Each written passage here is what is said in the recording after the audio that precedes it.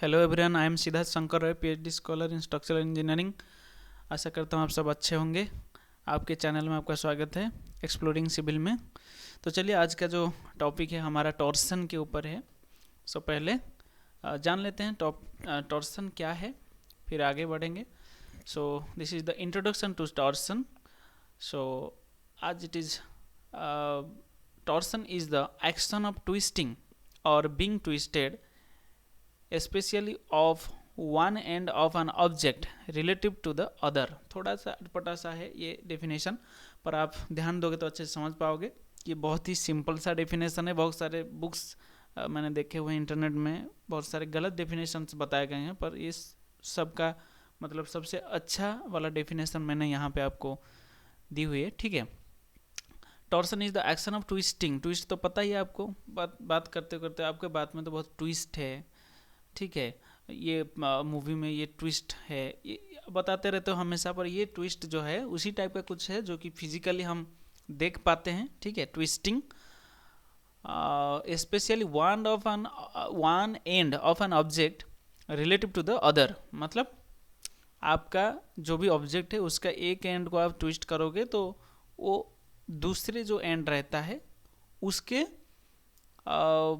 About में होता है, मतलब about the other and twist. ठीक है, ये कुछ टाइप का रोटेशन टाइप का ही होता है, इसलिए ये हमेशा एक एंड के कंपैरिजन में दूसरा एंड कितना ट्विस्ट हुआ है उस टाइप का एक्सप्लेनेशन इसका कुछ आता है। ठीक है, बहुत ज़्यादा कन्फ्यूजिंग करने वाला चीज़ थोड़ा होता है सबके लिए। तो चलिए एग्जाम्पल के जरिए हम आसानी से समझ पाएंगे। पहला है wrenching A not and bolt assembly. आप रेंच से यूज करते हो ना, आप रेंचिंग करते हो नॉट एंड बोल्ट को, वो ट्विस्ट करके आप करते हो असल में। ठीक है, सेकंड में power transmission through the rotating shaft. जो भी आपका मोटर होता है, इंजन में जो भी शाफ्ट वगैरह होते हैं, जो फैन हमारा जो सीलिंग फैन है या फिर आपका जो टेबल वाला फैन होता है, उसका जो रोटेशन होता है वो एक शाफ्ट के थ्रू होता है। तो वो पावर ट्रांसमिशन जब भी होता है ना, वहाँ पे भी टॉर्सन का कॉन्सेप्ट आता है। ठीक है, आपको पता है ना, टॉर्क जो होता है, इतना टॉर्क होता है, इस टायर का इतना टॉर्क है, ये मशीन का टॉर्क इतना जनरेट करता है, ये पावर ट्रांसमिशन का टॉर्क इतना है। ठीक है, वो कार खरीदते वक्त हम देखते हैं नॉर्मली। ठीक है, तो वो जो होता है वहाँ पे टॉर्क का कॉन्सेप्ट आता है।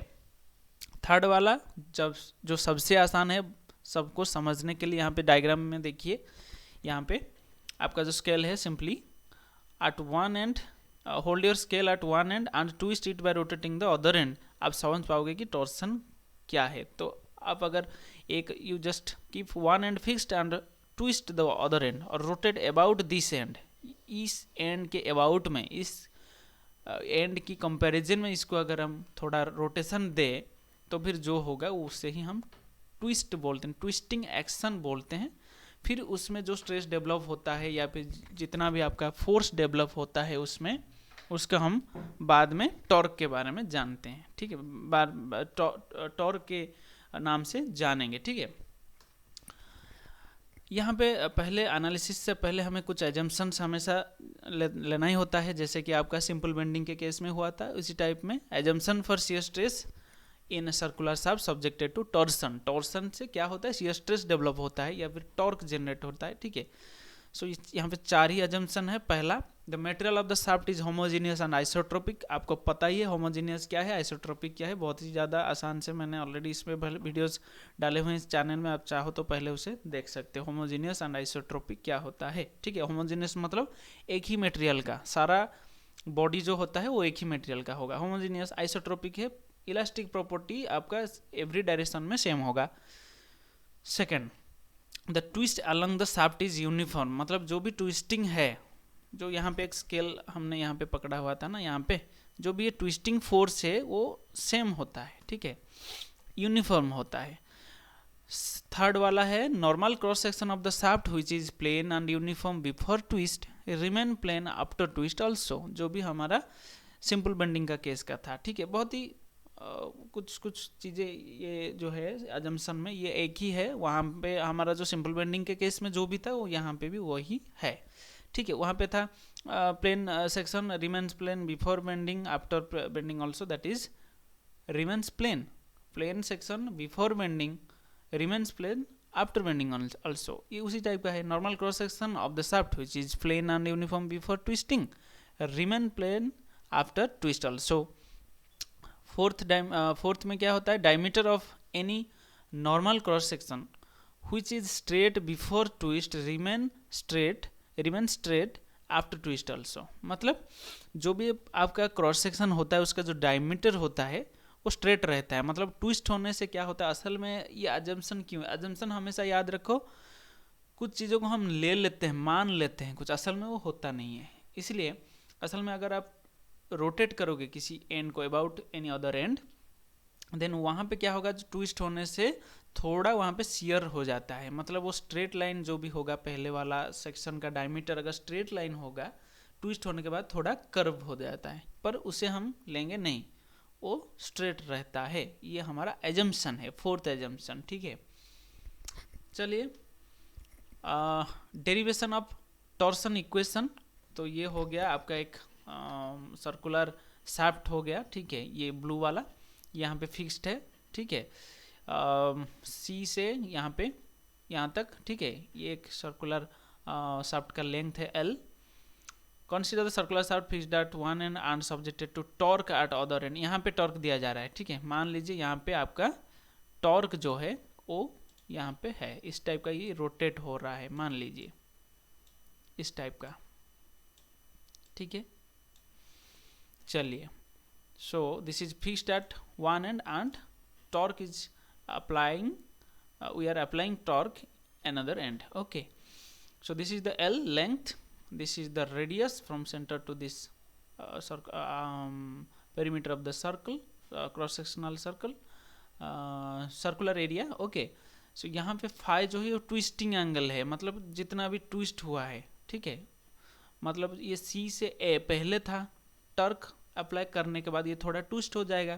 तो हम ये एनालिसिस के लिए मान लेते हैं कि ये जो A था ये A डैश पे रिप्लेस हो गया है, शिफ्ट हो गया है. ठीक है, so this is the rotation angle theta, this is the twisting angle phi. Okay, ये यहाँ से ट्विस्ट हो रहा है तो इसलिए ये एंगल फाई है, ट्विस्टिंग एंगल.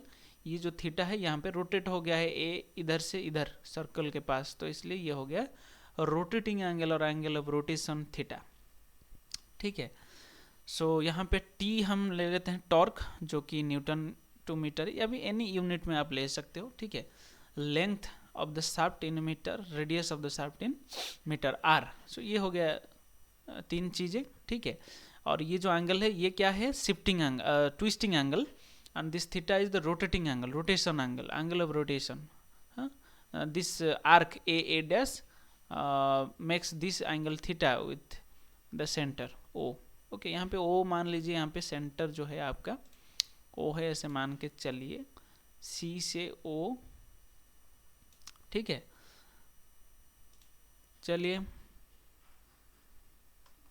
आगे बढ़ते हुए हम ये देखते हैं कि ये little consideration will show that the shear stress tau हमें पता है. शियर स्ट्रेस के बारे में अगर पता नहीं है, मैंने इस चैनल में ऑलरेडी वीडियोस डाले हुए हैं उसके बारे में, आप चाहो तो पहले उसे देख सकते हो. फिर circular rectangular section, T section, I section में शियर डिस्ट्रीब्यूशन कैसे होता है वो भी इस चैनल में मैंने ऑलरेडी उसके बारे में इन्फॉर्मेशन दिए हुए हैं. ठीक है, दी हुई, आप चाहें तो देख सकते हो.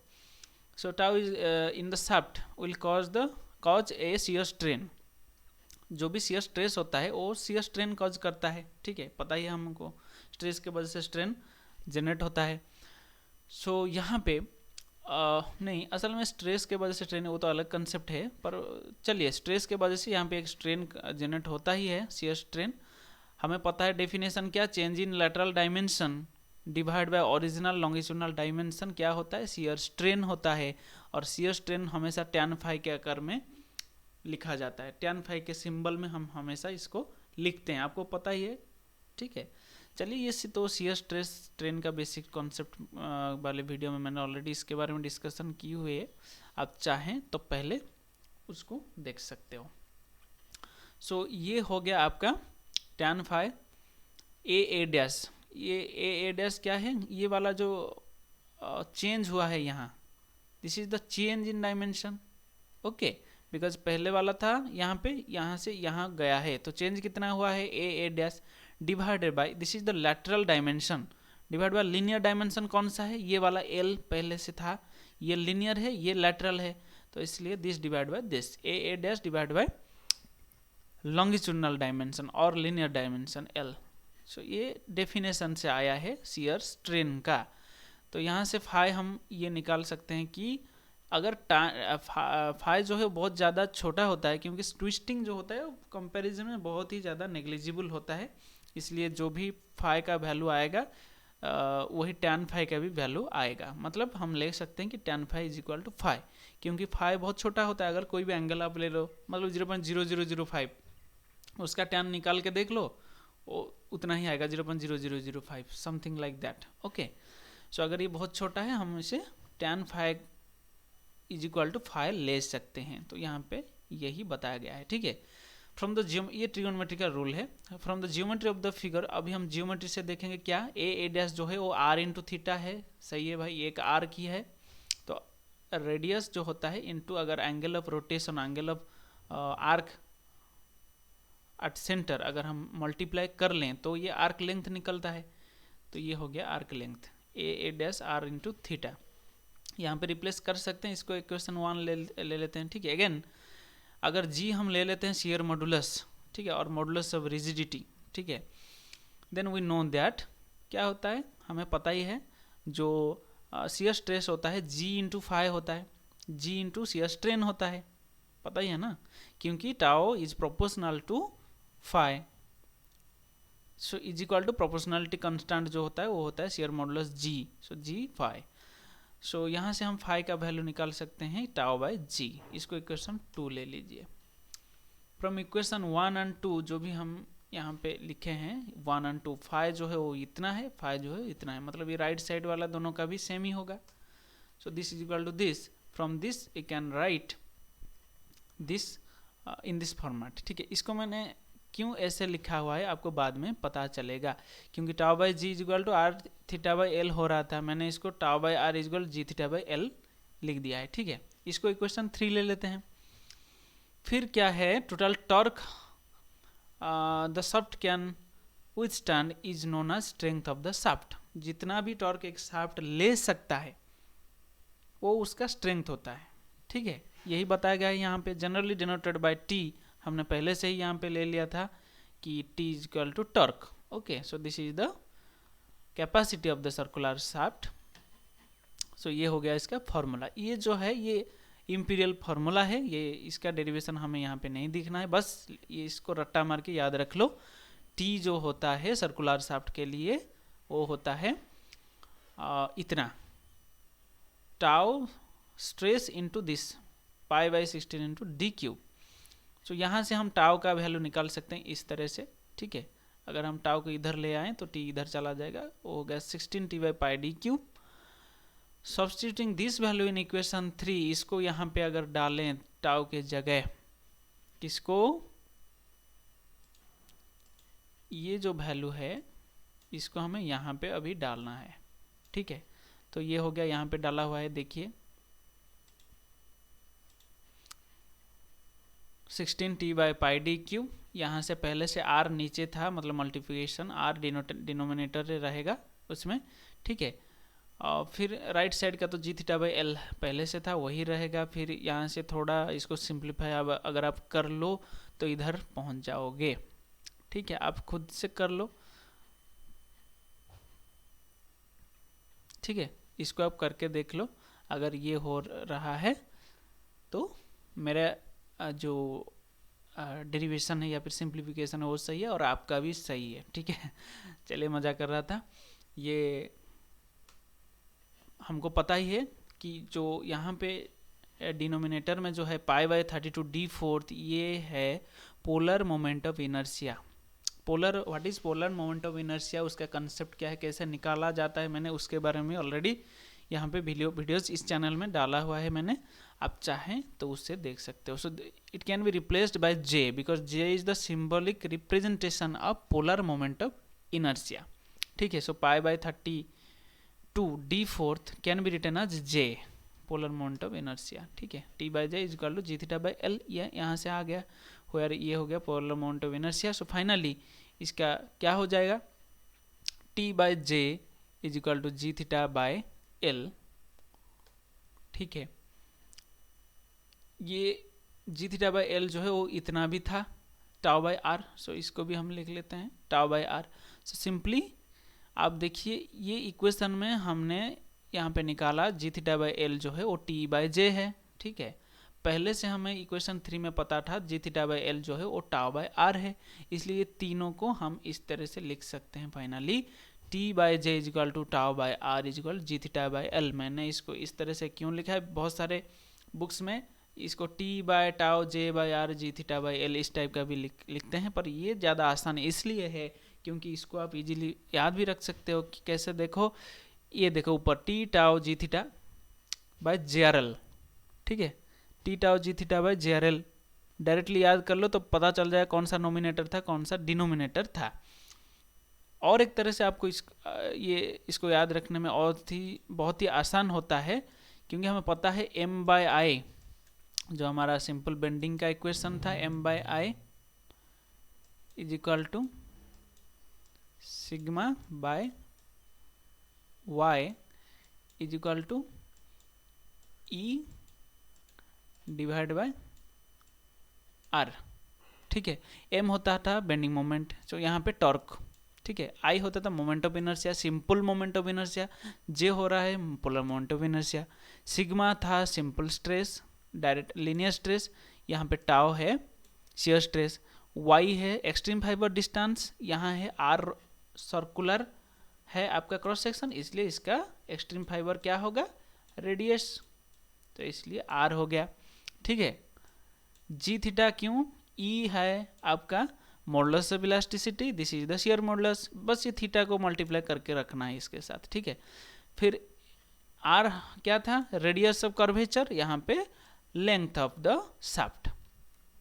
ठीक है, आशा करता हूँ वीडियो अच्छा लगा होगा आपको। डेरिवेशन बहुत ही सिंपल से मैंने समझाने की कोशिश की है। तो चलिए आज जो वीडियो हमारा था वो इतना ही था। आप चाहें तो मैं इसके ऊपर प्रॉब्लम के ऊपर डिस्कशन करके और भी वीडियोस अपलोड करूँगा। ठीक है, थैंक यू।